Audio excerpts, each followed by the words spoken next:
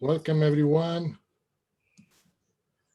Welcome to the Spring 2021 edition of our Nonprofit Capstone Summit, which is dedicated to the understanding of social impact and resiliency in this COVID, almost post-COVID time. Welcome, everyone.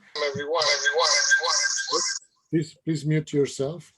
And this is Marco Tavanti. I'm the director of the Master in Nonprofit Administration at University of San Francisco School of Management. And it's my honor and privilege to welcome you all to listen and learn, and also congratulate our students who have completed or about to complete their projects, their applied research project. That many of them actually illustrates what are the trends that are happening in the nonprofit sector, in addition to their own interests as nonprofit professionals and their own concerns in those fields.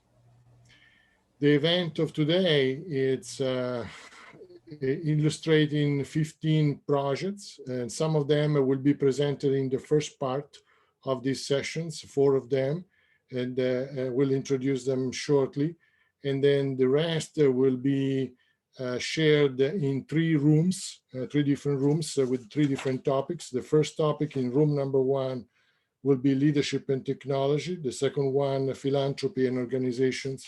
And the third one will be focused on topics related to diversity and security.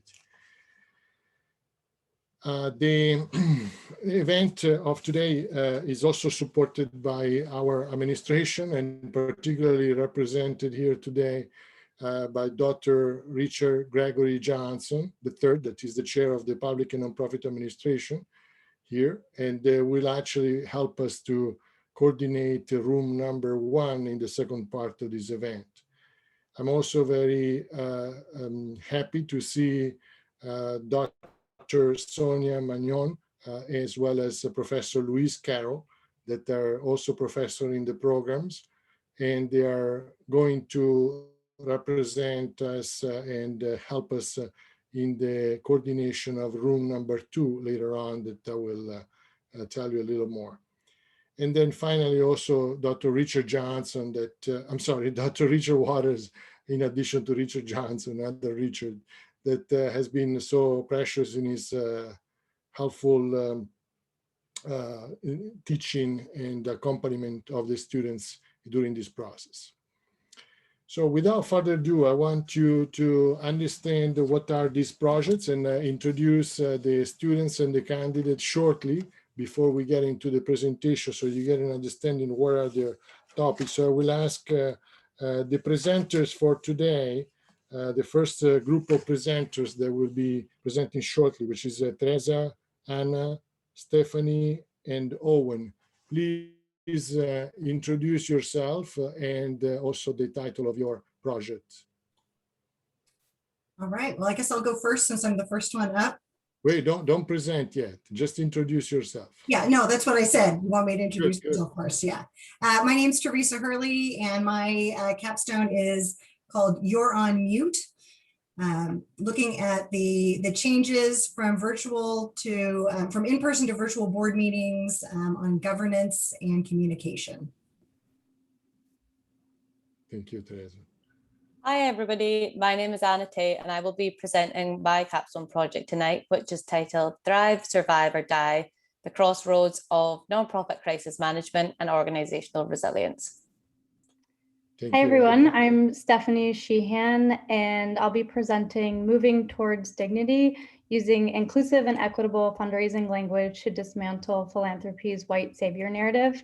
And I'm a frontline fundraiser philanthropy officer at UNICEF USA. Thank you, Stephanie. Owen? Everybody, I'm Owen Thompson-Lastad. My presentation is slightly different from the title I turned in. It's now called The Personal is the Professional, Applying the Trauma-Informed Approach to Nonprofit Staff. Very good. Thank you for introducing yourself, and we look forward to hear your projects in the first part of this event.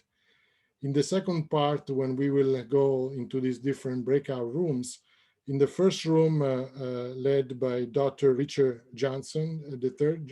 Richard, you want to just say hi, Dr. Richard Johnson? Sure. How's everyone doing this evening? I'm Dr. Richard Gregory Johnson III, and I have the pleasure of working with Marco in the Public and Nonprofit Administration Department. And I am truly excited about this evening and looking forward to hearing your presentations and judging from the titles that I'm sure to be in for a treat this evening. So Professor Tavante, thank you so much for having me. Thank you, Dr. Johnson. And the projects are those from Sarah, Myrna, Moises, and Jenny. Please introduce yourself and the title of your projects. Sure, I can start.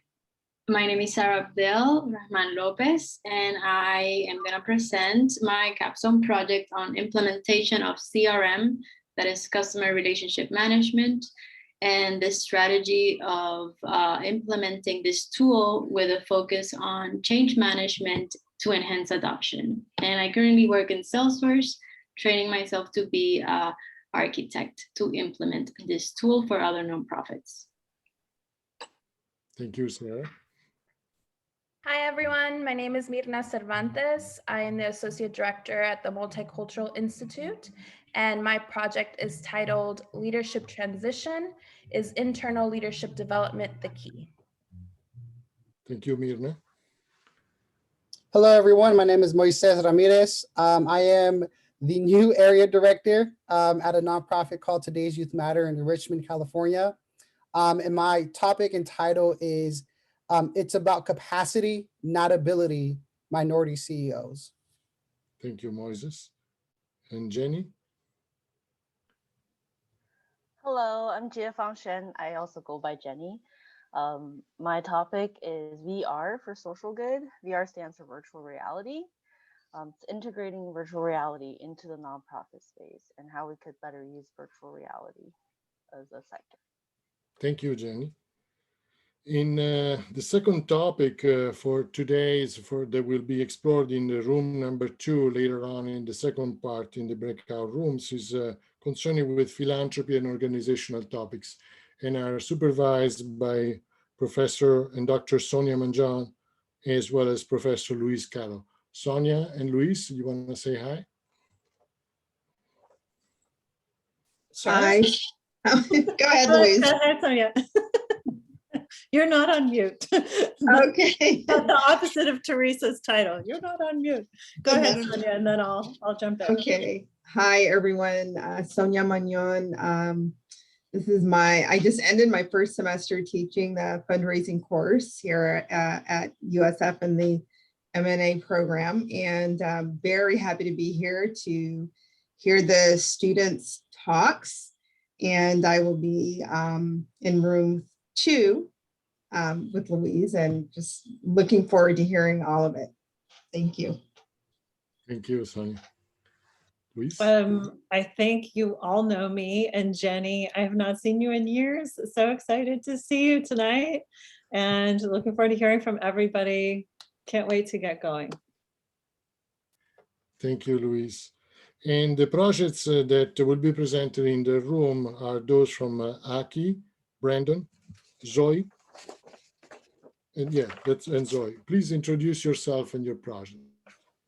Hi, everyone. I'm Aki Amai. I am a director at music school, and also I work as a research assistant at USF Gerard Family Business Center.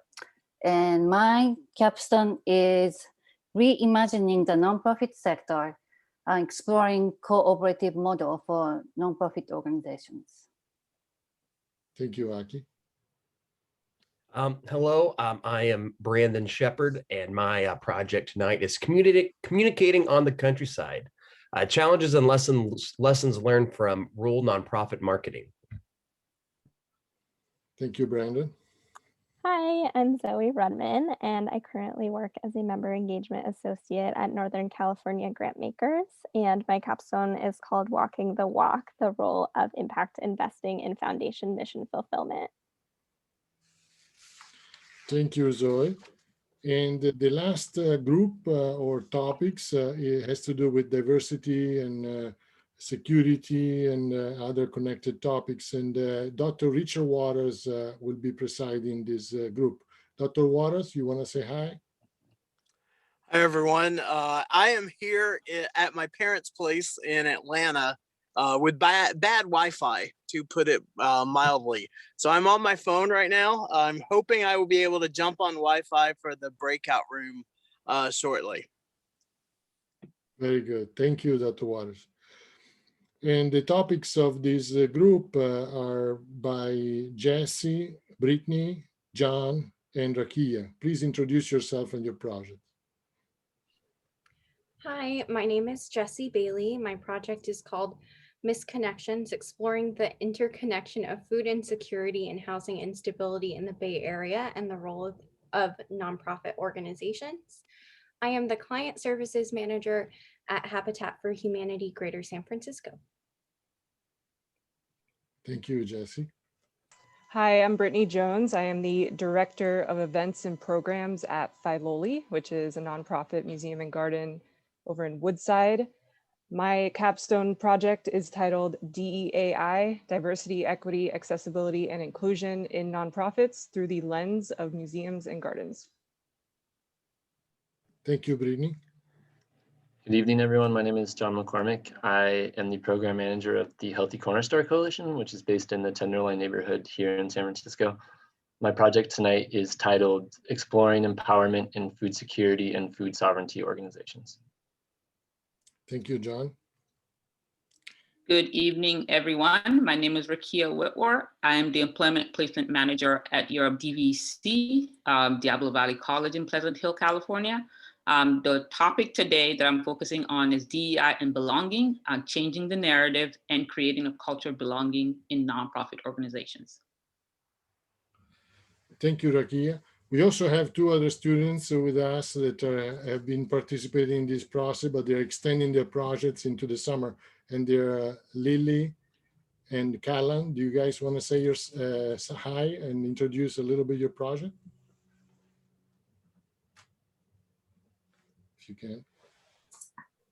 Yes, I can talk, and yes. Callan has some limited bandwidth right now, and I have 3 kittens. So hi everyone, good to see you. I'm working on a project related to the definitions of social enterprise and how might we expand those definitions and build incentives. Thank you, Lily. Nice kitty. Hi everyone. Sorry, my Wi-Fi is struggling to connect. But I am my capstone is called Motivations for Trust-Based Philanthropy, an analysis of which dimension of trust is most important to prospective donors. And I work at St. Vincent's Day Home, a nonprofit early childhood education center in West Oakland. And yeah, Lily and I will be continuing on through the summer. Thank you, Callan. And without further ado, let's get into the presentation of this topic of today, starting with Teresa Early and her project. We will be with each project about 15 minutes each, including some Q&A, some question and answers, and then move on to the next one. We should be able to finish the first part around 7:20 like this before we do the breakout room. Teresa, the floor is yours. Thank you. Great, thank you. Can everybody see my screen? Looks good? Okay, great, wonderful. So one thing I did forget to mention when I first introduced myself was I'm the executive director at the Contra Costa County Bar Association. And it'll become clear quickly why I decided to choose this topic. So, as we all know, March 2020, COVID-19 changed all of our lives, and that's why we're watching this presentation on Zoom instead of at 101 Howard. COVID restrictions also changed how nonprofit boards interacted, and that's the topic of my capstone. And it really brings in things from several of the MNA classes: governance with Professor Carroll, communication with Dr. Waters, and leadership with Dr. Tavante. The topic interested me because I noticed changes in both communication and governance within my own board when we shift to virtual meetings. And I was very curious to find out if other organizations had that same experience.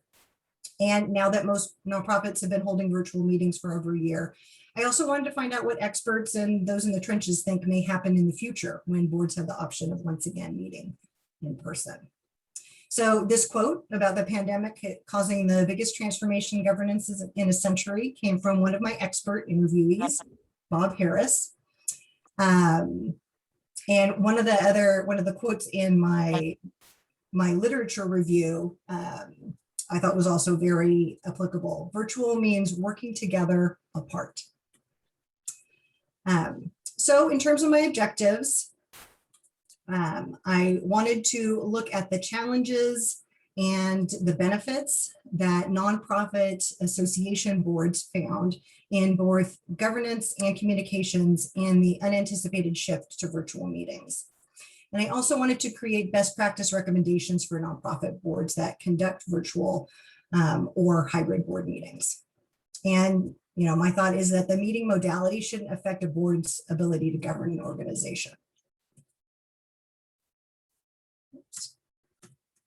Uh-oh, hold on. It's not letting me move forward. Uh-oh, I think my screen has, I'm going to stop sharing and try this again because something froze. Okay, can you guys see my screen? Yep, great. Oh. Just not letting me move forward. Okay, let me try it now. All right, I'm sorry, folks. I'm not sure what is going on here. Have you tried clicking on your slide? Okay, there you go. There we go. Now it changed. Thank you. So I did both qualitative and quantitative research. My qualitative research was 11 expert interviews that I conducted with nonprofit association EDs and CEOs, governance consultants, a staff member at an association management firm. So she looked after 3 different organizations serving as ED, as well as a nonprofit law attorney. 2 of my expert interviews are actually MNA graduates from USF, which was fantastic. I also did quantitative research, which was a 32 question survey that I put together for nonprofit association EDs and CEOs and board members. And I sent it out. I had 3 different listservs that I participate in through bar associations, as well as the California Society of Association Executives, sent it out through that, as well as an online bar association president newsletter. So I received 145 responses. And I'm going to talk first about what I found with my expert interviews. So quite a few governance benefits with virtual board meetings. Obviously, the big one being that allowed boards to continue to meet and definitely more effective than telephonic meetings. It increased attendance, a lot easier for people to attend remotely, and also for experts and guest speakers to come, and also giving more people voices, those who maybe had been quieter in in-person meetings. We're speaking up a little more. Technology tools such as breakout rooms, which we're going to be using in a little bit, were great for deeper democracy, for more discussion about things in smaller groups. And one very interesting thing is that there's a better understanding of governing documents, because some boards realized they had to look at their bylaws that they couldn't actually meet virtually. So that was their first order of business, to change their bylaws.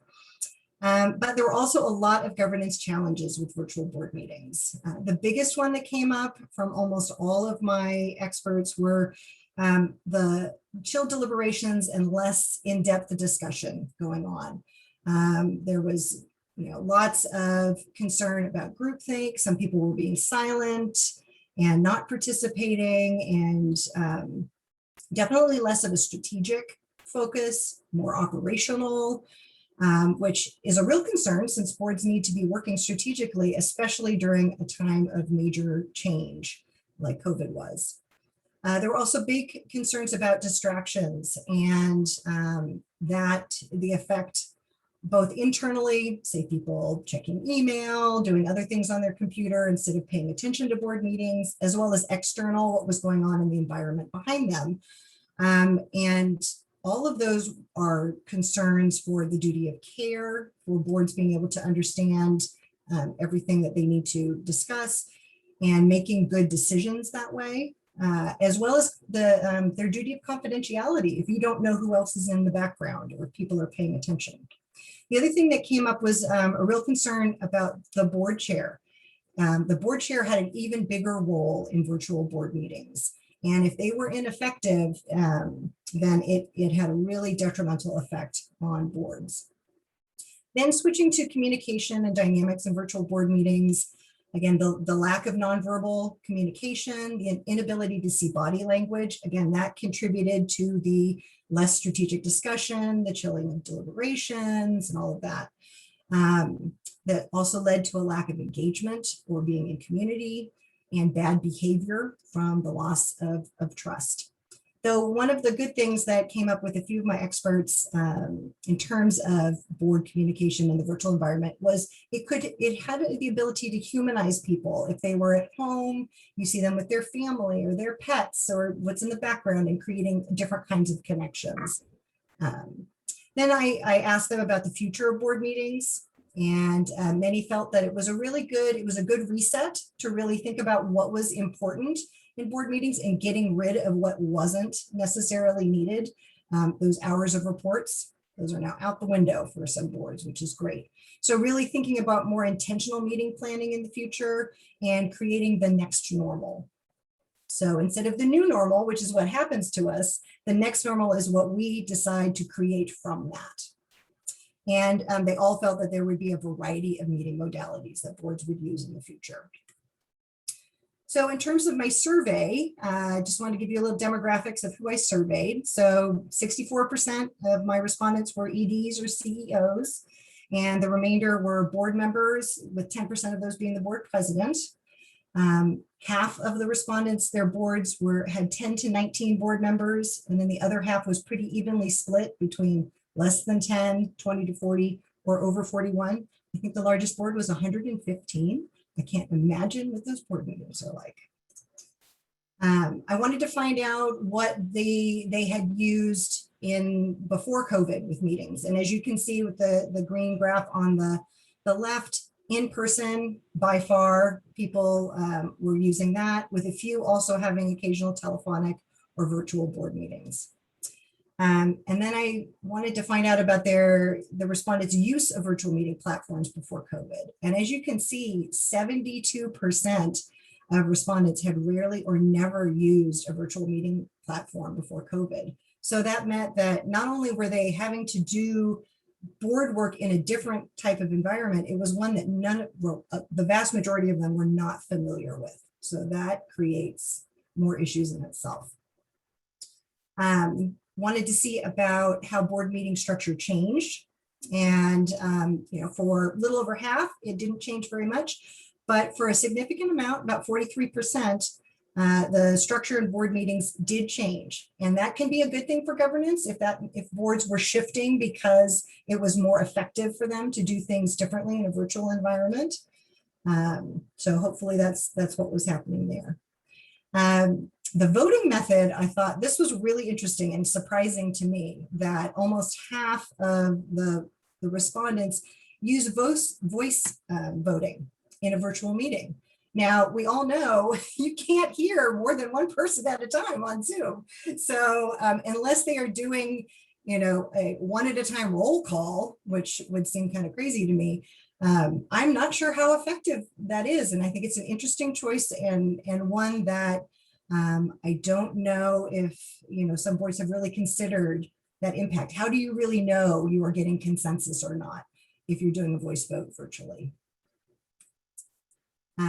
Then I asked them to compare communication effectiveness in virtual board meetings compared to in-person, using a 5-point Likert scale from much better to much worse. And as you can see, somewhat worse was huge. There was quite a few people who felt that communication was somewhat worse and a few much worse. in the virtual environment compared to in person. And it's more than double the ones who thought it was better. So that is definitely a concern because again, I mean, boards, they're supposed to be collaborative and having discussion, lots of deliberation, thinking about all sides of things. And if people do not feel that they're communicating effectively, that's a real concern to governments.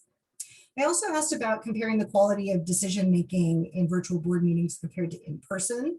And while, you know, the vast majority said it was about the same, just comparing the ones who said it was somewhat worse or much worse to those who said it was somewhat or much better, you can see that almost twice as many thought it was somewhat worse in a virtual environment. Finally, I had a series of statements that I asked them to answer on another Likert scale from strongly agree to strongly disagree. First, I asked if governance was improved in a virtual environment, and that's the green bars. You can see it's, you know, it's pretty evenly spread out. About half didn't agree or disagree, and then the same amounts on the agree and the disagree side. So really, you know, kind of right in the middle there. But when I asked about whether the statement communication is improved in a virtual environment, 43% somewhat or strongly disagreed about that. So that kind of harkens back to the other things that I learned about communication. Really big concern there. Then asking if board meetings are more efficient in a virtual environment, and 60% of people either strongly or somewhat agreed with that. So that, you know, that can be great as long as the efficiency is not to the detriment of discussion and deliberation in board meetings. So finally, I asked the respondents if they wanted to, you know, give them an open-ended ability to just whatever comments they had. The benefits that many of them said reflected a lot of what my experts had said, with increased attendance, cost and time savings, improved communication. Again, that some of the people who were quieter in in-person board meetings were talking a little bit more, were participating more in virtual, and shorter, more efficient meetings. But again, the challenges, a lot of the social relationship challenges, really that connection, and the decrease in discussion, both in quality and in-depth discussion, less strategic work, and concern about onboarding new board members. One of the respondents had been the ED for about a year on her board before COVID hit, and I thought her comment really sort of summed all this up. She said, to the extent that virtual attendance is improved, the governance is improved. However, when a virtual meeting is over, that's it. The in-person meetings left rooms for lingering issues, burning questions, and general debriefing, precious time to learn more, grapple with different personalities, brainstorm, etc. So one of my other expert interviewees, Mary Byers, I thought this was a fantastic quote, that it's imperative for association boards to learn from this last year and drive looking through the windshield, not the rear view mirror. It's also perfect because it harkens back to literally our first day in the program with Professor Carroll, where we talked about our little, I think it was our little red Mini going to the zoo and using the windshield for looking at the four frames. Okay, so finally, in terms of implications, you know, this has really shown me how much communication has a huge impact on governance, and that strategy and relationships are both very, very important when planning board meetings. So really thinking about what's the important things that need to happen and how that can happen best and how people can interact with each other in the best way possible. So using, you know, the different modalities, the different opportunities of technology that are there during board meetings, making sure that everybody gets a chance to participate, and you have to be very, what came up is you have to be very explicit in a virtual environment versus an in-person environment where things can be a little more implicit. You can see people shifting in their seats, you can read their body language. When you don't have that, you really have to put a lot into making sure you're communicating with each other very much. So I created this model, which basically takes you through looking at, with your board meeting, you know, why you're going to have it, what needs to happen, who needs to be there, when it has to happen. And once you know all that, determining what would be the best modality for holding that meeting. And then kind of underpinning all of that is the how. How are you going to make that happen? So making sure that people have that social time, that there's active engagement, that everybody can be involved. So my recommendations along those same lines of looking at strategy. So being very strategic about your meeting design, what needs to happen, best way to make it happen, doing meeting pre-work for boards so they're not having to spend so much time online, listening to reports, emphasizing thoughtfulness over speed. So really thinking about what needs to happen instead of, oh, we just need to get this thing done quick because everybody's tired of being online. Providing support for the board chair so that they can have effective leadership. Then in relationship building, making sure that the group is working collectively and agreeing to different things, to how they want to work together, what's going to be best for the group. Using technology to have active engagement, polls, breakout rooms, all different sorts of things like that. Making sure that there's social time, both virtually and in person, so people really get to know each other, and then soliciting feedback, another way of engaging board members. It's my references and my poster. Thank you, Teresa. Perhaps I would like to ask Professor Luis Carroll to ask a question. Thank you very much. Very nice exposition, very nice project. Professor Carroll. Oh, so my question, Teresa, was on the finding of less strategic discussion, more operational focus. And I think in a, unprecedented emergency like COVID was, isn't that how, how the organization is kind of responding to the emergency? And do you think that's related to the virtual dynamic of both the nonprofit work and the board's work being all remote and through Zoom? Or just if you could speak to that a little bit more, please. Yeah. So, it was interesting because when I started working on my capstone, it had been almost exactly a year since since COVID had happened. And what many of my experts had said is that at first it was very much like, what do we need to do to get through the next month, the next couple of months? We have no idea what's coming up. But the concern was that operational focus was still there a year later.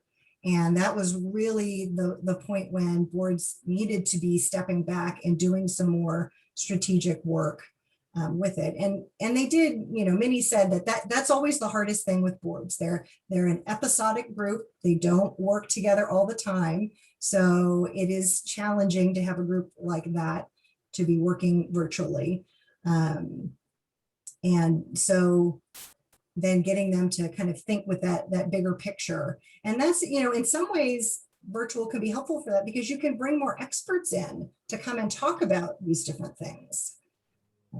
So yeah, it's really challenging. Thank you, Teresa, for doing this study, which is obviously impacting many of us, all of us. And I think the question that also came out in the discussion board here in the chat regarding the effectiveness versus efficiency is quite interesting in relation to governance and communication. So even though we need to move on, I would like everyone also to use the chat to interact more as we carry on with the other presentation and topic. Thank you, Teresa, for your project, and we look forward to learn more from you. Thank you. Our next presenter is Anna Tate. Anna, the floor is yours.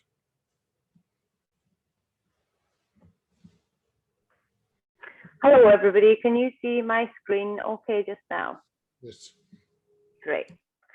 Okay, so my name is Anna Tate, and I am here to present my capstone project tonight, which is titled Thrive, Survive, or Die, the Crossroads of Nonprofit Crisis Management and Organizational Resilience.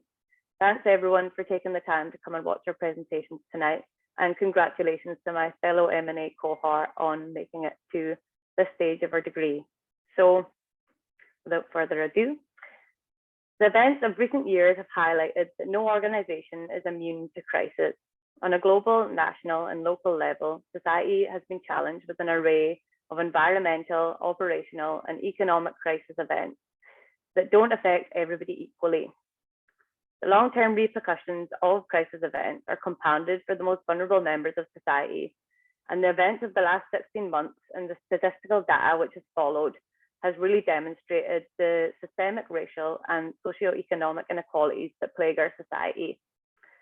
These inequalities have been perpetuated by the COVID-19 pandemic and exacerbate the existing social issues that face the most disadvantaged communities. And as many of you here today are, I'm sure, aware, in times of crisis, nonprofit organizations play a central role in crisis response and frequently serve as the last line of defense, protecting and helping vulnerable communities in times of crisis and in non-crisis. I came to the MNA program with a background in healthcare.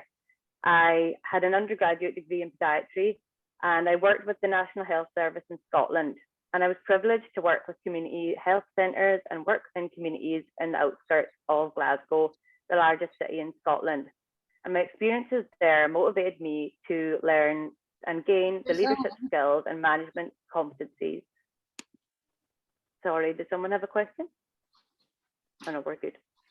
So my experiences motivated me to learn and gain the leadership skills and management competencies to lead health and social care integration initiatives and contribute to the development of healthy and resilient communities. And observing the increasing social economic divide during the pandemic and the challenges faced by nonprofit organizations motivated me to learn how nonprofit organizations can positively contribute to addressing the social issues that we exist to address, as well as learning how nonprofit organizations can effectively manage crisis and what factors contribute to resilient nonprofit organizations. I also wanted to learn how nonprofit organizations could positively contribute to the development of resilient communities. So, as demonstrated by this framework, community resilience is multidimensional, and a systems view should be adopted to promote community resilience. Nonprofit organizations can positively contribute to resilience within all systems included in this framework. However, my project will specifically focus on how organizations can contribute towards a prepared system in which risk reduction activities are planned and funded, where networks exist to provide support, and where organizational community members and organizational members are educated on how to reduce risk and be more prepared for crisis. Also, within prepared systems, organizations should be engaging in resilience initiatives. So this project overall aims to provide nonprofit leaders and nonprofit professionals with effective crisis management strategies and skills, and aid them to develop nonprofit resilience capacities within their organizations to ensure their organizations can contribute towards resilient communities and have meaningful social impact in society. So the purpose of this research, as highlighted in the title, is to examine why organizations thrive, merely survive, or die when faced with crisis. My overarching research question asks what factors and practices contribute to resilient organizations and crisis management efforts. I also wanted to learn about what activities nonprofit organizations can engage in to enable them to effectively manage crisis, and how organizations can prepare, how they can act in the moment of a crisis, and also how they can emerge stronger following a crisis. This project utilized a mixed methods approach. Firstly, I, back in January, which seems like a long time ago, carried out a comprehensive review of literature surrounding organizational resilience and organizational crisis management. I then conducted qualitative analysis of the transcripts of semi-structured expert interviews, and the findings of both these components of the project were brought together to produce findings and recommendations, which I will discuss later on in this presentation. So the comprehensive literature review, as mentioned, focused on two central research streams: key takeaways from the literature on crisis management, highlighted the importance of assessing organizational risk associated with its operations, activities, and its external environment. It was really evident that organizations should utilize their top identified risks in risk management activities to develop scenario-specific crisis management plans outlining the organizational responses to specific situations. The literature also recommended that risk management should guide the development of regulation measures such as policies and procedures to aid crisis prevention.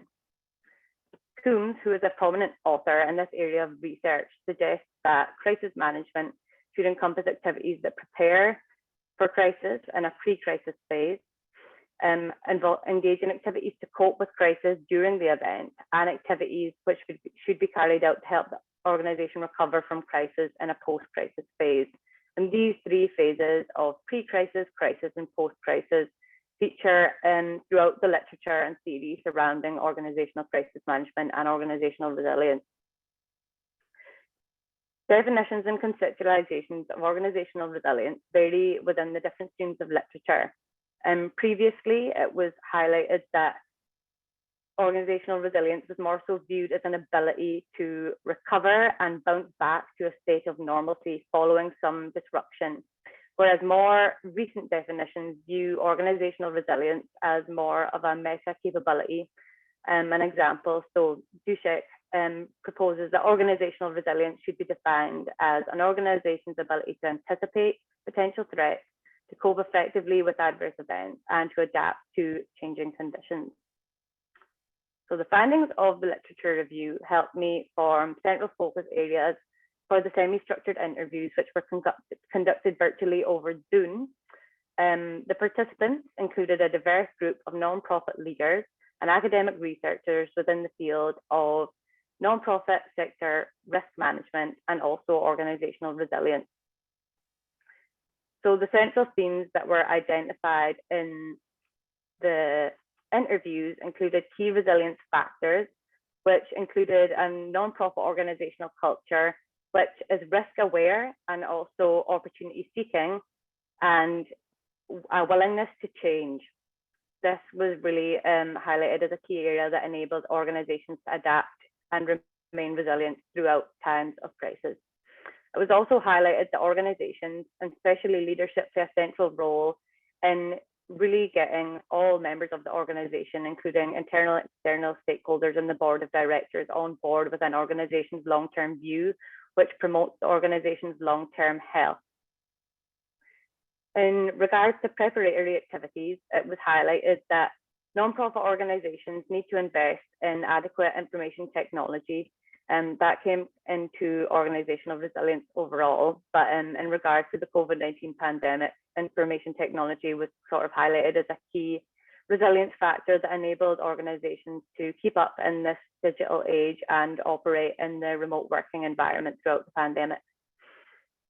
In terms of preparatory activities, financial health was really highlighted as a key area of focus for nonprofit organizations, particularly in the raising of unrestricted funding, which organizations can use to adapt and pivot in times of crisis to address the needs of their stakeholders. It was also highlighted that risk management activities and the development of crisis management plans, which can be used in a variety of scenarios, crisis scenarios which the organization may face, is really important and was really helpful to organizations during the pandemic. In terms of coping during crisis, it was highlighted that nonprofit organizations should engage in contingency planning, which enables the organization to adapt and adjust its programs and its expenses in a given situation and continue operating and sustain itself so it is able to survive the crisis and continue operating into the future. It was also highlighted that in times of crisis, organizations need to be able to adapt and adjust and improvise to continue operating in their current environment. It was highlighted that leadership really needs to trust their staff members who are working on the front lines to make decisions in the moment and sort of ensure that decision making is shared throughout different levels of the organization when required. So crisis leadership really needed to be supportive. A lot of the interviewees highlighted that both internal and external stakeholders, but particularly the board of directors and staff members, are looking for leadership for direction in times of crisis. And so it is really important that leadership just take extra time to ensure everybody is clear on the plan of action and is given extra time given the complexity of crisis situations and external stressors involved. It was highlighted that communication internally and externally needs to be clear and reassurance to all members of the organization, but particularly external stakeholders needs to be prioritized. Providing reassurance on the given situation, even if information is limited, this was essential. In terms of organizational collaborations, there was positive and negative aspects of collaborations in crisis. It was identified that many organizations failed to assess the risks involved in collaborations and partnerships prior to engaging in them, and also failed to assess the time and expenses required to make these collaborations successful. On the flip side, it was highlighted that collaborative efforts really allowed organizations, if they were mission driven, allowed organizations to really achieve their mission and best serve their communities, particularly in times of COVID. And there was some really positive examples of organizations coming together to address issues during the pandemic that were identified in the interviews. In terms of emerging stronger following a crisis, the sort of key takeaways were that organizations that remained aligned with their missions throughout crisis, and organizations that assessed current needs of their community in their crisis response efforts were organizations that emerged stronger following crisis. It was also highlighted that in that post-crisis phase, organizations that engaged in inclusive learning and ensured that voices from all levels of the organizations were included in this crisis reflection and learning process enabled organizations to improve crisis response efforts in the future and emerge stronger. It was also highlighted that organizations need to strategize to thrive in their new environment, and it's really important to have governance and board in the sort of new re-strategization process to let go of prior, maybe perhaps legacy in older organizations, and really assess how the organization can move forward in its new environment. So together, the findings of findings from the literature review combined with the findings from the interviews together created my model and these recommendations, which are nonprofit organizations should engage in activities to strengthen foundational resilience factors that enable mission achievement and in turn support risk mitigation, successful management of, and transformative learning following a crisis. My second recommendation is that nonprofit organizations should view resilience as a process and consider specific activities within the 3 phases of crisis management: pre-crisis, crisis, and post-crisis that enable effective crisis response. So here is my proposed model, which is the nonprofit resilience umbrella. So within the purple area here, I have the 2 overarching sort of key resilience concepts, which are a nonprofit organization's activities must be aligned with its mission, and the current needs of its community must drive the decisions and strategy. Below here, we have the sort of key resilience factors, which were highlighted in this research project, which include leadership, ensuring the organization prioritizes financial health, ensuring the organizational culture is change accepting and risk aware, ensuring the organization has a sustainable orientation, invests in adequate information technology, and has a robust communication strategy for times of crisis and non-crisis. Below this non-profit resilience umbrella is the crisis management sort of process. The dotted line represents time, and which is cyclical, highlighting that both resilience and crisis management should be continuous and rather than viewed off as a one-off activity. Over here, we have knowledge input, which should be gained from continuous scanning of the organization's environment and the continual assessment of the current needs of the organization's communities. So knowledge is input to the 3 phases of crisis management, and within the pre-crisis phase, nonprofit organizations need to engage in proactive action and anticipate potential events that could occur through risk management, crisis management planning, and effective governance through the establishment of policies and procedures to prevent crisis events from occurring. During a crisis, concurrent action is required, which enables the organization to cope and adapt. This should involve the mobilization of a crisis team, the initiation of crisis management plans for the appropriate situation, and engagement in contingency planning. In a post-crisis phase, reactive action is required to allow the organization to engage in transformative change. This should include collective reflection, inclusive learning, and re-strategizing to thrive in the organization's new environment. Knowledge output from the post-crisis phase reflection and learning should feed back right through to the pre-crisis phase to strengthen future crisis response efforts, to re-establish or make adjustments to policies and procedures, and also to aid the improvement of those core resilience factors which are highlighted in the umbrella. So that is my presentation. Here are some references. And I'd like to take the opportunity to thank all the interview participants for their time and willingness to participate, and my professors, the cohort, and the wider MNA community for supporting me through this project and the program. I've learned so much from you all, and it's been a truly, thanks to everyone who's taken the time to attend this evening. I'd like to welcome, here's my poster, and any comments or questions are welcomed.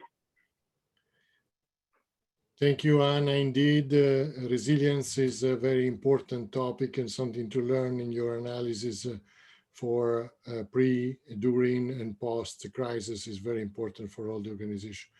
Any questions from the floor? I see Luis, you have one question. I don't know if anybody else wants, but Luis, please ask your question. Hi, Anna. Hello, it was Louise. so interesting to hear you talk about collaborations, and I was curious if you had heard of organizations collaborating with new partners, or did organizations only really want to collaborate with partners that they, knew prior to the pandemic and prior to all the remote work that we were doing? It was highlighted in the interviews that there was a lot of collaboration between organizations who would normally tend to compete against each other. And this was a really positive happening during the pandemic. And by sort of taking different pockets and bringing their work together and sharing resources, they were really able to achieve their missions and address some of the big problems faced by vulnerable communities during the pandemic more so. So actually, it was, more so completely new and fresh partnerships and collaborations were established, which was really interesting.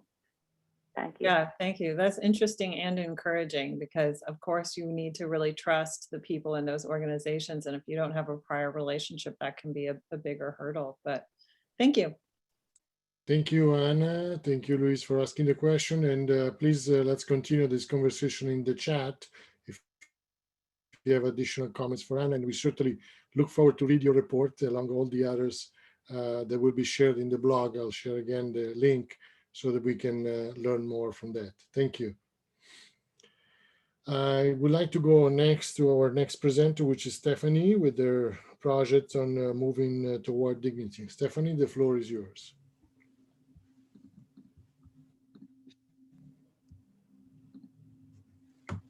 Okay, I'm going to assume everyone can see my slides and hear me if I don't hear otherwise. But tonight I'll be talking about how we can move towards inclusive, equitable, and dignity-based approach to fundraising and philanthropy. I'm a frontline major gifts fundraiser, which means that I primarily cultivate relationships with high net worth individuals. And last summer, like perhaps many of you, I took a lot of time to think about how I am complicit in systems that are rooted in white supremacy. And I thought about the damage that I can cause by participating in the white savior narrative. And this has inspired me to think about how I can be more proactive in my fundraising methods. So many of you are likely familiar with or have heard the term white savior. A lot of people think of imagery of communities of color living in poverty with white individuals lending aid, or they think of these volunteer trips of Westerners traveling to a faraway land to build a school, God knows if the community even needs or wants a school, but tonight I'm going to focus on how white saviorism comes into play within fundraising and philanthropy specifically. The white savior narrative reinforces colonial division. It's the process by which mostly white, wealthy individuals in positions of privilege or power act on an emotional response to poverty by using philanthropy or other means to quote unquote save individuals they regard as needy or vulnerable. And I'll unpack this concept a bit more in a minute. So the purpose of my research is really to understand how we can get away from the white savior narrative. I want to explore other ways to talk about our work without exploitation, without perpetuating this damaging myth, and without diminishing and disregarding the communities we represent. Essentially, I want to know, can we still generate results? Can we produce revenue? And can we build meaningful relationships with our donors by using only inclusive and equitable fundraising language?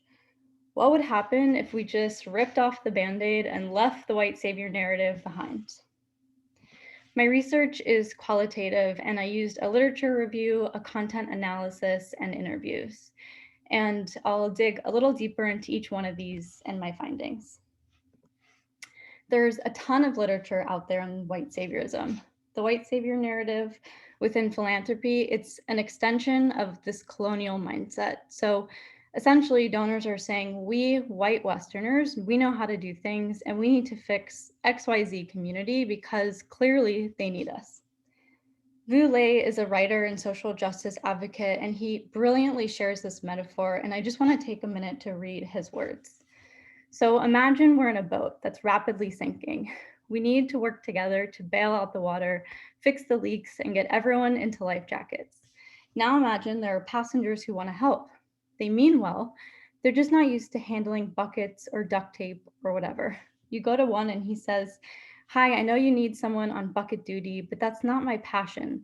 That's not what I'm passionate about. My passion is to send flare signals. Never mind, flare signals have already been sent. Another says, I don't mind bailing out the water, but metal buckets make me feel warm and fuzzy because they remind me of my childhood growing up on a farm. You only have plastic buckets, so I'm gonna sit this one out. Now, there's nothing inherently wrong with people in positions of power wanting to help. That's great, people should want to help, but good intentions are not good enough. Just because you have the means to help, this does not make you an expert or qualified to make any changes in any scenario for which you're an outsider. I want to point out that not everyone participating in the white savior narrative is white. It's a process rooted in colonialism and white supremacy, but that does not mean that all actors are white. And I want to touch briefly on how this can play out in our sector. A researcher examined the trajectory of the NAACP, an organization we're probably all familiar with. The NAACP began as an effort to protect Black lives from state-sanctioned violence and lynchings. Upon its founding, the organization's #1 priority was to address widespread violence. This was deemed the first step by the community and community leaders in pursuit of Black liberation. Eventually, the organization shifted to address issues related to segregated education. And this was in part because of a donor who was most interested in education and believed in the NAACP. There is no doubt that the NAACP has had a tremendous impact on education, including in its involvement in Brown versus Board of Education. I do not mention any of this to disparage the organization in any way, but rather, if we look around at America today, state-sanctioned violence against Black lives is still an extremely big problem. What Frances says in her research is, it's not hard to wonder, if that donor had listened to the priorities of the NAACP at that time, what would the trajectory look like now? Would it look any different? I also wanted to look at what motivates donors to give.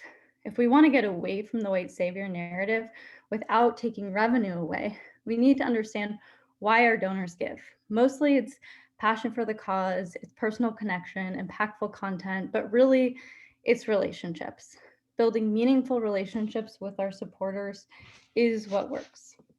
Now, there's this innate power imbalance in philanthropy. Someone has something we want, and we need their help. So I took a look at Edgar Schein's theories about helping relationships, and he talks about the fact that help isn't always helping. The helper needs to actively listen to the help recipient in order to effectively offer help. This translates really well to philanthropy. Philanthropists need to actively listen if they want to actually help. Next, it was important for me to do some research on what inclusive and equitable language really looks like. One example is using people-centric language. That means centering the person instead of the issue. So people facing homelessness instead of homeless people. I also explored some effective ways to use storytelling that does not exploit. The movement towards community-centric fundraising is really about centering our program beneficiaries instead of centering the donor in the fundraising cycle. And I'll touch more on that in a bit. There are a lot of organizations doing this work already. One example I'll highlight is the NDN Collective, which is an Indigenous-led nonprofit building Indigenous power through organizing, activism, grant making, capacity building, storytelling.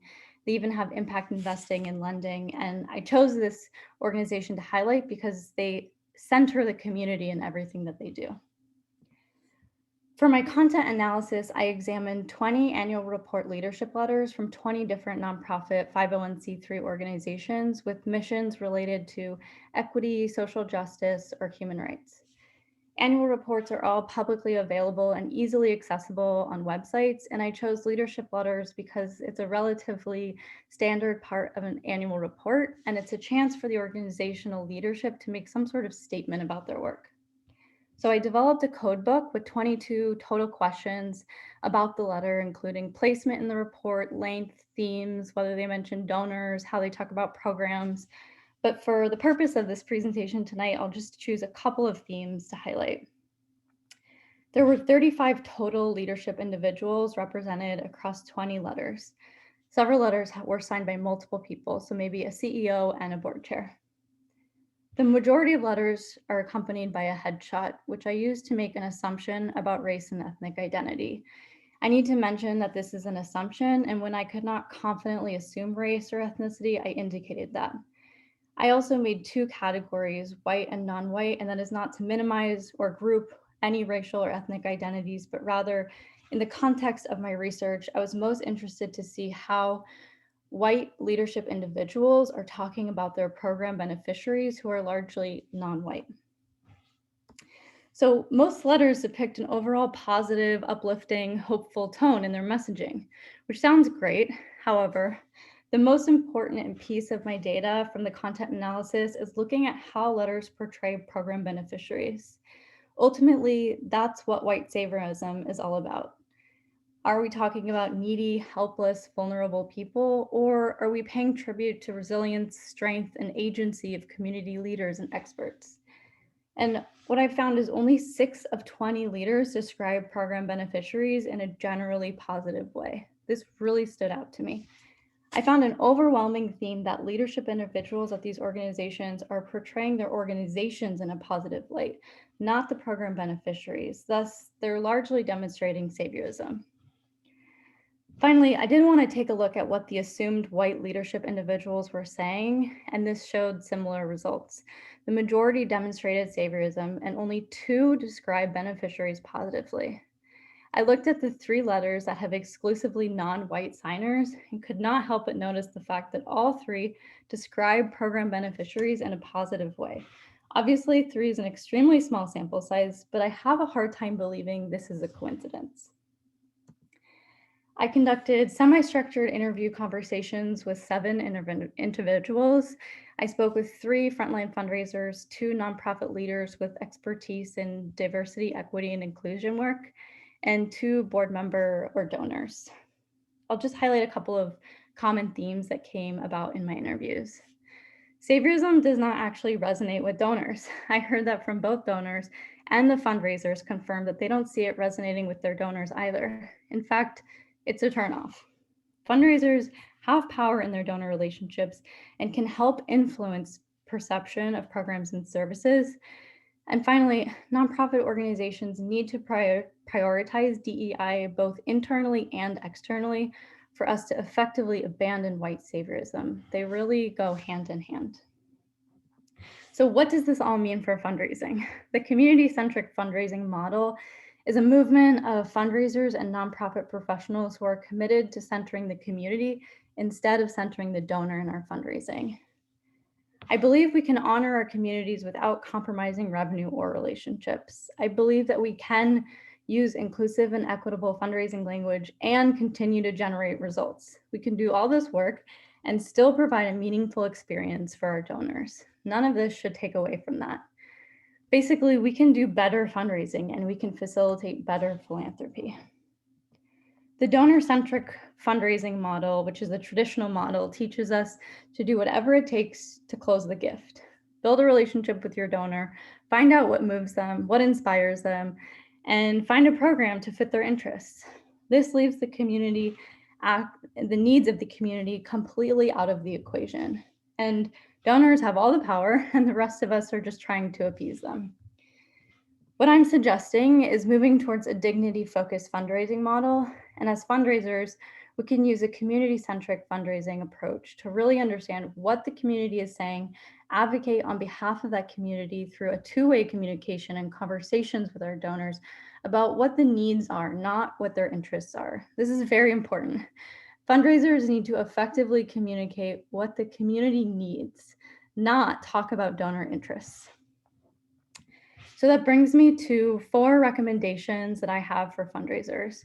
Of course, this list is not exhaustive and it's much easier said than done, trust me, but I think it's a good start. So fundraisers must pay attention to the language we use when talking to donors. Words matter and we have to be thoughtful. We have to do our best to prioritize unrestricted funding. This places the power and authority in the hands of the organization and the community to best allocate funds on where the need is. And we all know, we just learned last year that needs can change in an instant. We need to not be afraid to talk about the programs that work, programs like cash transfers. And finally, we can't just build relationships with any wealthy person because they have capacity. If we're really centering the community, we need to think about whether values align and whether the partnership is a fit. If not, there are other fish in the sea. I want to take a moment to acknowledge that my opinions and my experiences are from the perspective of a major gift specialist who is also a white, cisgender, straight woman. This may not resonate with other fundraisers, and I want to acknowledge that the identities that I have allow me a certain level of privilege in my conversations with donors. This may not be the case for other fundraisers, particularly fundraisers of color. Finally, this research barely scratches the surface on this topic. These topics are not new. There are so many people talking about white saviorism and philanthropy, and I'm hoping that my experiences, my conversations, and my point of view just add to the conversation. There's plenty more research that can be done, but I feel confident that I've come up with a good start and some good tips for fundraisers who just want to do better fundraising. Thank you. Thank you, Stephanie, for this other very important topic and a subject that certainly affects quite a bit our field of philanthropy and in general the relationship that exists in the nonprofit sector between donors and so-called clients. There was an interesting question before, maybe like from Owen, that perhaps it would be interesting to repropose here. Owen, you want to say your question? Sure. I was hoping you could tell us a tiny bit more about what constituted talking about clients in a good light. Yeah, so I had in my code book a list of kind of words, but I looked for language that sort of paid tribute to program beneficiaries, honored them with some sort of inherent dignity, talked about their strength, their resilience, their ability to overcome, you know, sort of painted this light like they're these amazing people, and looked for any sort of hint in that. And one other thing I'll say is a lot of organizations didn't even mention programs or program beneficiaries in their letters. They just focused on how great the organization was. And perhaps something to think about, even though I recognize I'm not one of the experts here in fundraising, but in my experience, it's also good to put the donors in direct connection with the community, rather than just simply with the fundraiser where they actually could change their mindsets and perhaps even contribute more. Thank you. Thank you, Stephanie. Thank you all. We're gonna move forward, but please continue the conversation in the chat. Very helpful. Thank you again, Stephanie. And our next presenter is Owen, which will help us in the title, the new title you have, right? It's not the personal, it's the professional. Is that you have a new title? Go for Still it. is, and I have a new subtitle. All right, go for it. It should come up on screen. Let's see. I think you've got it now. Yes, yes, we can see it. So hello, everyone. My name is Owen Thompson-Lastad. I don't currently work in a nonprofit. I've worked over a decade in direct services or human services nonprofits, mostly serving undocumented immigrants and other low-income people. My project tonight is The Person as the Professional, applying the trauma-informed approach to nonprofit staff. So first, some background, if all of this is completely new to you. Most clients of nonprofits have experienced or are experiencing trauma. Nonprofit employees burn out when they work with traumatized clients, and nonprofit employees are already bringing their own trauma histories. The trauma-informed approach, which I will mostly call TIA for time's sake, and is equivalent to the phrase trauma-informed care, says trauma is widespread, workplaces should support people with their trauma, and we should not re-traumatize people through our services. But research on TIA suggests that nonprofit leaders think about it much more in terms of serving clients, and they forget about their staff. My favorite quote from the research was a researcher who found that leaders who had lots to say about TIA for clients, when asked about staff, responded with prolonged silence and a lot of fidgeting and looking around. So what does trauma look like in nonprofit staff? I will turn this over for less than a minute to one of my trauma-informed heroes, Laura Vandernoot-Lipsky, author of the book Trauma Stewardship. If you have time to watch this whole TED Talk, I think that's great.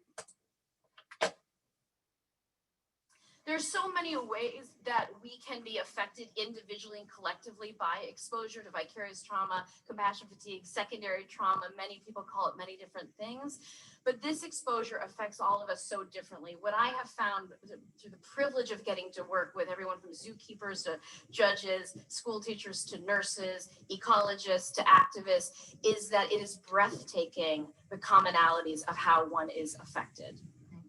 So some of the ways we find where you feel like you're not doing enough, right? So here they're saying we just haven't been flapping them hard enough. So this is where you feel like you're not doing enough. You constantly feel like you should be doing more, right?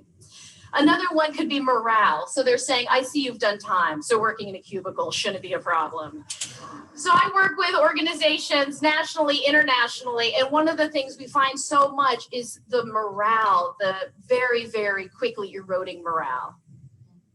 Here he's saying, I bark at everything. You can't go wrong that way. So hypervigilance, many people can relate to a sense of hypervigilance. This is where you lose your ability to flow in, really fluidly in between your sympathetic and your parasympathetic nervous system. You become in kind of in hyper arousal. I had a colleague say to me, she was a child support enforcement officer, and she said to me, I can tell you which one of my son's friends are going to grow up to not pay their child support. And her son was 5 years old, right? Okay, so that's Laura Vandernoot-Lipsky of Trauma Stewardship, and it goes on. Her audience of nonprofit people loves it. Let's see. There's so many ways that we... Struggling with technology. All right, so to put in my own words, trauma without support at work leads to burnout. And burnout staff either leave, which is bad, and you have to replace them, or they stay and do bad work and contribute to traumatizing or re-traumatizing everyone around them, which is also bad. My research question was, do nonprofit leaders of human services organizations, and I specify that because the trauma-informed research has often been in the healthcare context, do they incorporate staff well-being into their efforts to implement the trauma-informed approach, TIA, and if so, in what ways? So a little bit about my methods. This was a qualitative study. I did semi-structured interviews, meaning no fixed script, between 45 and 75 minutes long. And I used the convenience sampling, which means I went through professional and personal contacts. And particularly, I think in the context of COVID, that was really important to getting anyone to talk to me. A lot of people said they were too busy or canceled after saying they would talk to me.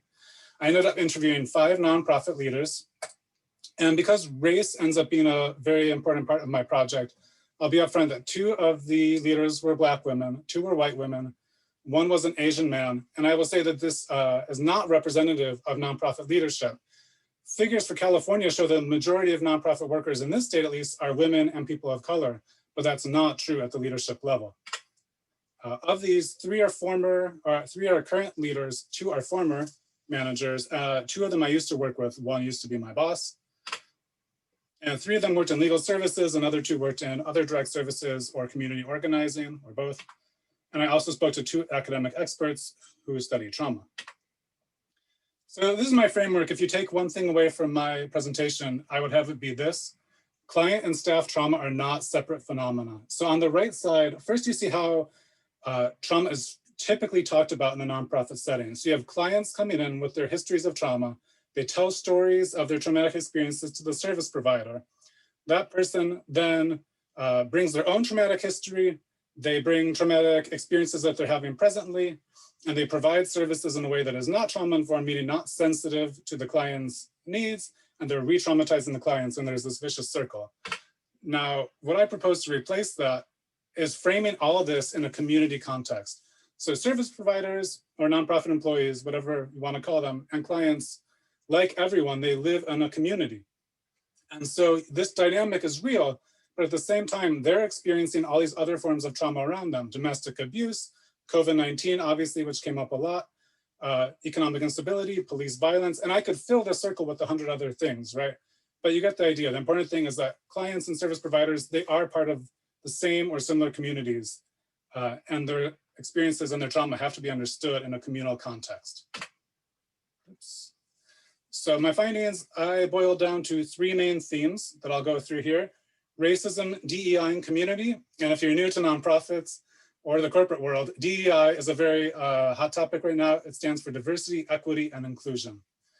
Then personal versus professional identities. And finally, some suggestions towards a staff-facing TIA. So first, racism, DEI, and community. You hear a lot about hiring from the community. And when in nonprofits, we mean hiring from the community or the population we serve. But we have to recognize that means hiring people with past and present trauma. One of my leaders, Steinbach, said, if you do believe in broader societal trauma, then the idea that we would hire people from that community who wouldn't be impacted by it is ridiculous. Supporting and retaining staff of color, which is obviously crucial to DEI, means recognizing their different exposure to trauma.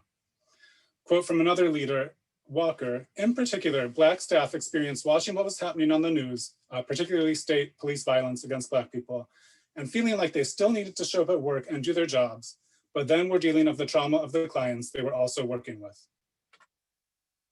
My next theme, and of course I'd love to spend 10 minutes on each of these, professional versus personal identities.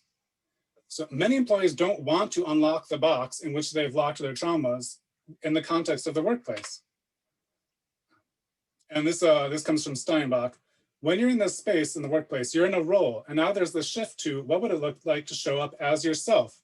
And Steinbach was pointing out, this is a new question, and we're groping towards a good balance, because as she put it, my authentic self sometimes is underneath the blankets all day, reading a book.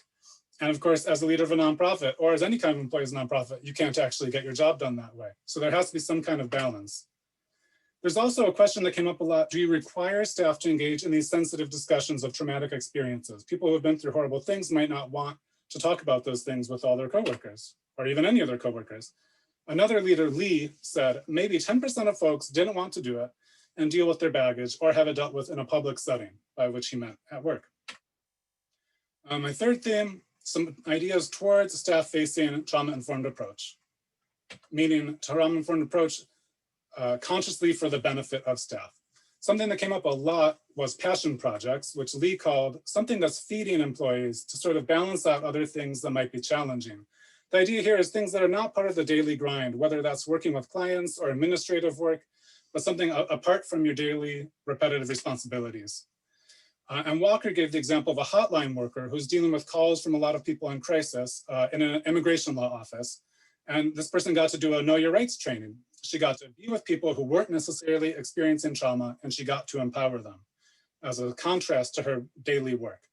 Advocacy came up a lot, mostly policy work, but also attending protests.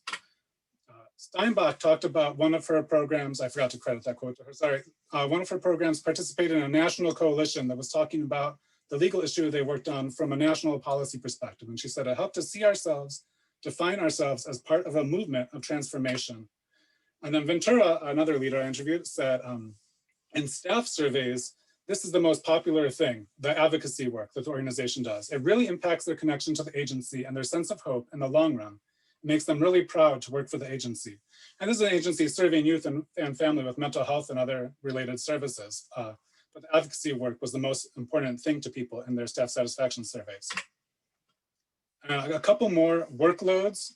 I think everyone involved in the nonprofit world knows that nonprofit workers feel constantly overwhelmed by the amount of work they're expected to do. Walker said, even when leaders like her try to model a work-life balance, it was very hard for people to say no to things.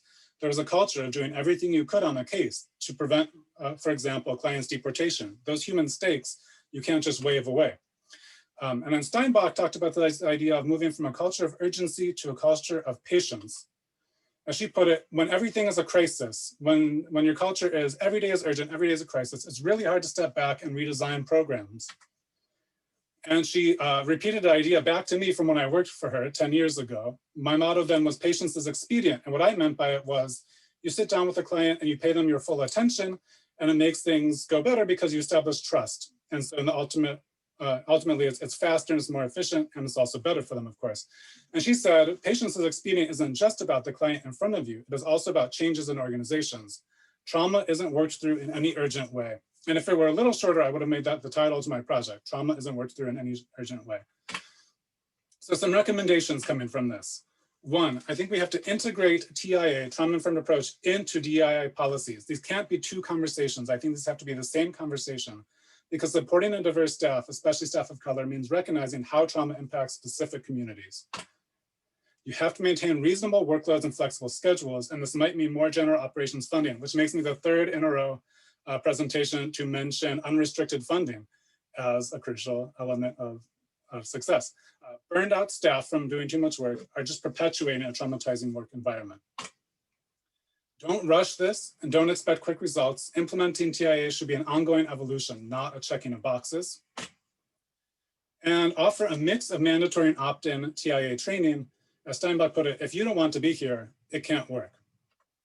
So I have my references, real quick acknowledgements, my professors, my classmates, my wife and editor, Ariana, and my clients who taught me that working with traumatized people can be healing.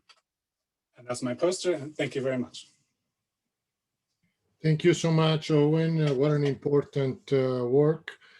We have a question from the floor. Hugo, please share your questions. Unmute yourself and share your question. Thank you, Hugo. Hi, thank you so much. Owen, this is a wonderful presentation. Just listening to you talk, I'm just curious to finding out how you classified trauma in your work in terms of stressful events, organizational stressors, physical stressors, or even maybe external threats. And I'm also curious in finding out the implications of your study if you look at how your recommendations could potentially prepare nonprofit leaders and employees in responding to traumatic incidents in the workplace. Yeah, that's a terrific question. Yeah, trauma is definitely a word that's everywhere all of a sudden in the last few years, and we're still coming to a generalized, agreed upon understanding of it, right? I say in my project, in the larger written report, I go with the American Psychological Association's really broad definition of trauma as an emotional response to a terrible event. And so that includes just about anything that people think it includes. And I do think that a workplace culture that acknowledges that trauma is widespread, that basically assumes trauma is present in most people at some point in their lives, I think would be a lot more resilient in terms of traumatic events taking place at that workplace, because hopefully you then already have the tools to have that conversation and you don't have to sort of introduce the concept at the same time that you're recovering from something terrible happening in the context of your organization. Yeah, perfect. Thank you so much, Owen. This is really important conversation that needs to be continued. I just shared on the chat the document that actually you and others in the Nonprofit Student Council helped to develop to review also our own trauma-informed pedagogy in the field of education. So it's really helpful that this is a living process that we all need to raise more awareness of it. So those are the presentation for today, and we are very grateful for this sample of the many other projects that we all can see and further understand in the breakout room. So what I would like to suggest is that we take a few minutes break or stretch, whatever you prefer. We'll be here. Don't leave, don't go away, because certainly we want to take the time to learn more from the other projects from the different rooms. So I'm going to open up the breakout room, which have this, and I'm going to actually put for a moment the title of this in the chat, the title again of these breakout rooms, and these, let's see if I can do it. No, I can't. Hold on. See if I can do it again. No, it's not allowing me. I don't know why. Lily, can you help me to put the list of the breakout room with the title, if you can help me to the chat? Sure. Yep. So that people can see what they are. I can't do it. I don't know why. But the breakout room number 1 is about leadership and technology with Dr. Johnson, and their subject related to CRM, leadership transition, capacity for leadership and minority CEO, VR for social impact. Thank you. In room number 2 is the philanthropy and organizations with Dr. John and Professor Carroll. And it's about reimagining nonprofit sector and cooperatives, communicating on the countryside for the rural nonprofits, and walking the walk in terms of investing in foundation mission, impact investing.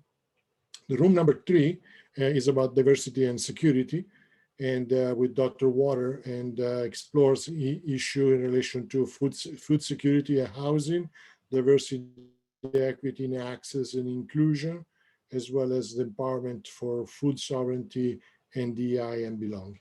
So feel free to roam around. So you can, I'm going to open this room and you can go there anytime. I invite the presenter to be there at any time. Take a little bit of a break, a 5 minutes break before we start.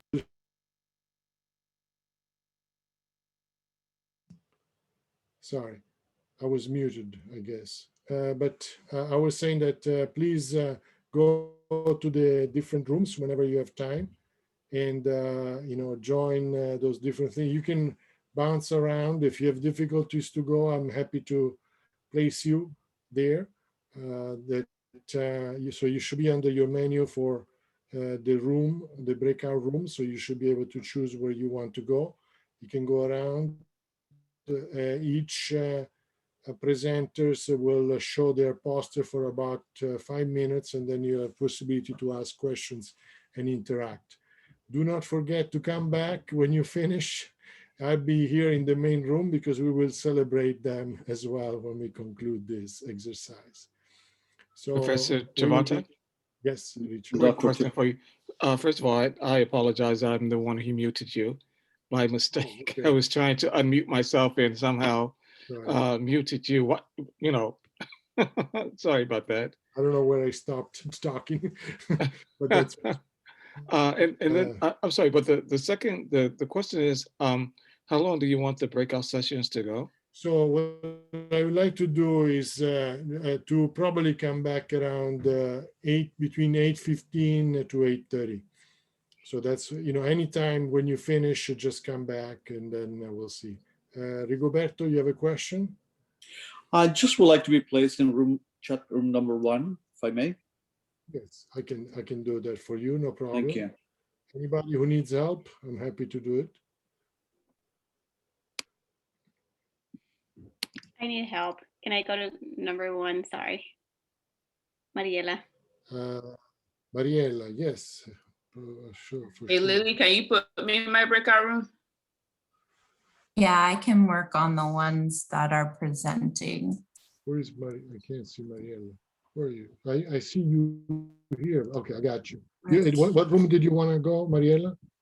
1, it's fine. Thank you. Yes, 3. Thank you, Lily. Yeah. Well, I think that was it. Oh, wait. Room 1. Tiffany? I lost Mariella. Did you put Mariella already? No, I put did. her, Marco, I put her in. Oh, thank you, because I was confused.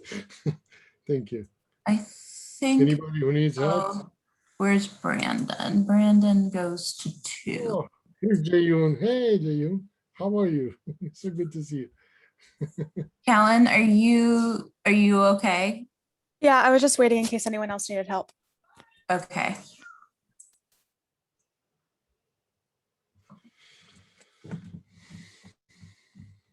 Marco, can I go to